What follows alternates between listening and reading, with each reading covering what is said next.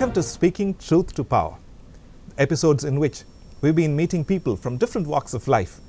We've been exploring what truth is and how people in truth respond to issues in power. Today, we're going to talk about the collective response to things when they don't go right. Yes. You know, it happens all the time. Yeah. God created us for a purpose. Corporations are brought together for a goal, for an objective. And it's not always that the purpose is met or we go towards the goal. And when that happens, we rise up against it. But we respond differently. LT, I want to hear from you how the God of the Bible would expect His children to respond to things when they don't go right. Right. Now, let me first give a kind of a big picture of what the Bible says. Because when Paul writes to the Romans in chapter 8, he says the whole creation is groaning, waiting for the liberation of the children of God.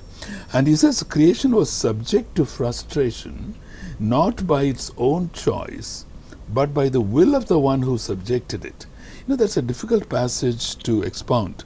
But I understand that that is the one who subjected to creation to frustration is not God, is we people. Because when God put creation under our charge, and when we rebelled against God, creation begins to rebel against us.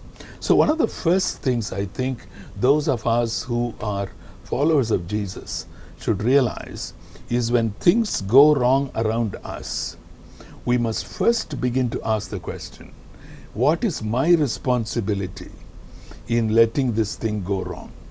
Now, Anand Pillai has very clearly said that one possible reason is that Christians have shied away from getting involved in society. They have tried to keep their hands clean and go to heaven and float around and do whatever. And so they are not involved. But I want to raise the second point, which is that when Jesus told his disciples that they are the salt of the earth and the light of the world, and these are two powerful ones, yes. And I would say that if the society around us is getting rotten, who should we blame except salt? I'm not an expert on other faiths, but whatever I have known about the Christian faith, I think the first thing we must look at is ourselves. We have been around for a long time, and we are trying actually to protect our safety and all that. And we need to throw that idea around. So allow me to respond like this. Yeah. I feel I've been there quietly sitting there. Of course, I did nothing, but I did nothing wrong as well. And now you're coming along and blaming me for something that I didn't do. And I say, how fair is that? No, you see, you can always say that. I think Anand Pillai has already addressed quite a lot of that, and you can chip in. But in fact, I'm going to go back to something else rather than what I was intending to say. The year was 1988, and we were living in Calcutta, and two Roman Catholic nuns had been dragged out of a convent in Jabua, Western Madhya Pradesh. They were raped and killed. And we in Calcutta decided to take a day off. Those of us who are working outside, Christian institutions were closed. My wife was vice principal of a Christian institution. And we wanted to take a procession around the city. And I wrote a letter to the Telegraph newspaper 10 days before the event. And Mr. M.J. Akbar, who is an honorable member of the BJP now, was editor of the Telegraph newspaper. I said, we Christians in Calcutta are going to do this to protest. Then I wrote a second paragraph. I said, but as a Christian, I would have been happier if we had taken this occasion to protest atrocities on all women and not to ask for special protection only for Christian women. Jesus said we are the salt of the earth. Salt is a minority in the food and doesn't suffer from a minority complex. And I concluded the letter. Now, Mr. Akbar, being a Muslim himself, altered that minority thing and all that. But even what survived of my letter impressed a colleague of mine who was a telecom engineer of the same rank. And he told me, LT, if what you have written is what Christianity is all about, we will have no problem with that. You know, that identification we have not yet come to. We are into this mode of self-preservation, which is not the symbol of the cross. If Christ could give up himself What does he not expect the church to do that? So that is my one major point. The second are the intercessory prayers of Daniel 9, Ezra 9 and Nehemiah 1. If you look at the content of the prayer, it's all in the first person plural. I and my Father's house have sinned. And I think unless we, the church, have started praying this first person singular plural prayers, that means identifying ourselves as the cause for the state of affairs around us, I do not think we are going to progress. It's very easy to blame the government, blame the bureaucracy, blame the business. But I think we need to begin to look at this. And when we begin to set our house in order, we will have the right moral authority to be able to speak. No, that's a beautiful thing, Anand. On the same note, now, I don't have to be a Christian to protest or to come out against things like that. In the corporate world, I'm sure when something is violated, a moral conscience violated, we still do the same. So what do you think is so Christian about that response? Yeah, first of all, it is not Christian to protest. Now that may confuse a lot of people. So let me give you examples in the Bible. Okay. There is this wonderful book called the Book of Esther. Okay. This talks about a situation where the then ruler, for whatever reason, passed an edict to annihilate or to eliminate one entire section of the Jews. Completely kill them by a government order. You can't have anything worse than that. Wow.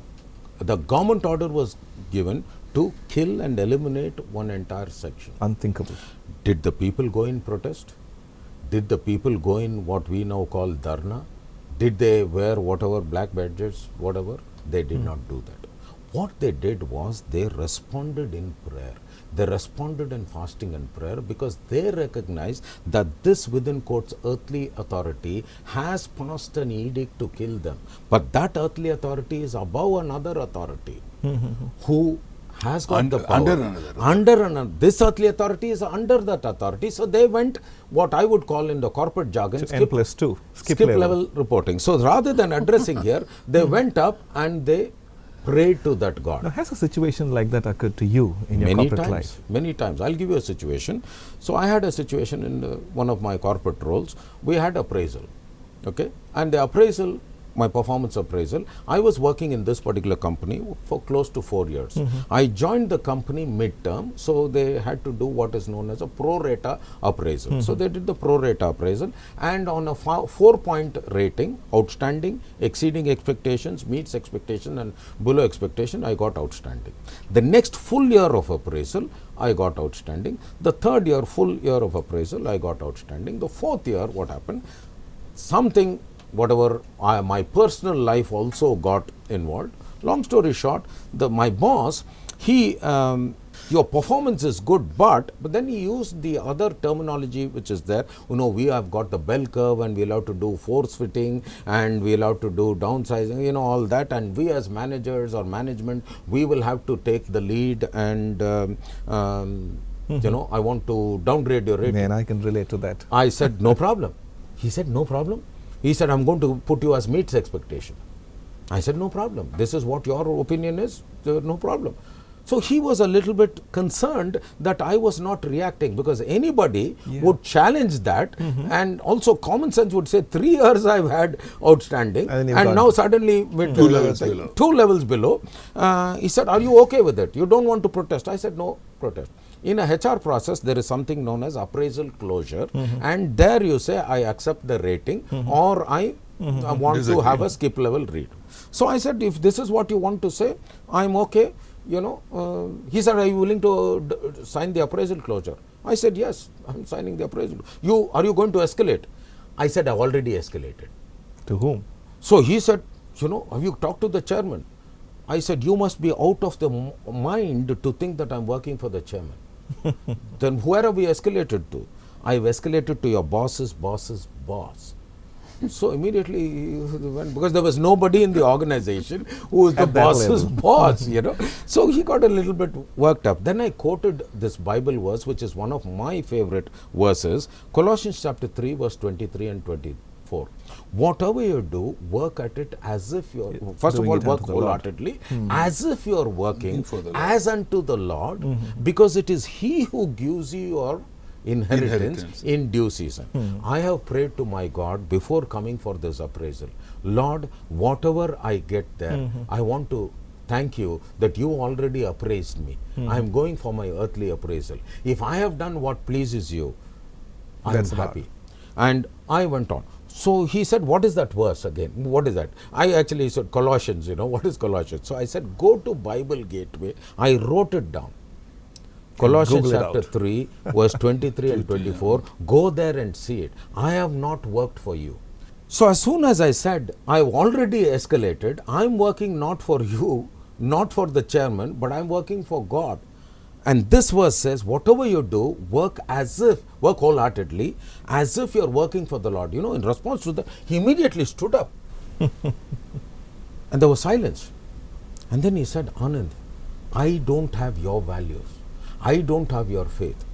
And then he said, I am sorry, I will have to give you the rating. As much as I respect this conversation, I will have to give you meets expectation, because that is what is the guideline. The moment he said the guideline, immediately I said, you're okay to do whatever you've been told to do. I don't want to be part of this conversation. You tell me to sign the appraisal, and I closed it, because this is not your opinion. You've been asked to do, quite obvious, you're not doing what you wanted to do. You're powerless against I am that. happy. I am happy because I have worked wholeheartedly, A. B. More than that, I have worked as unto the Lord. My inheritance, my ultimate appraisal rating has already been given for God. And my concern, my target, my objective is not working to fulfill your expectation, but working to fulfill the God who created me, that expectation. All through the Bible, the command or the guideline is work as unto the Lord, not to please your superiors. But in the process of working unto the Lord, if you are pleasing the superiors, so be Well it. and good. If in the process of working unto the Lord, if you are not pleasing your superiors, well, our So first be it target again. is we would choose to obey God first. And of course, I would most certainly not do anything to disobey my earthly masters, as long as I am pleasing my God. Heavenly Father. You know what?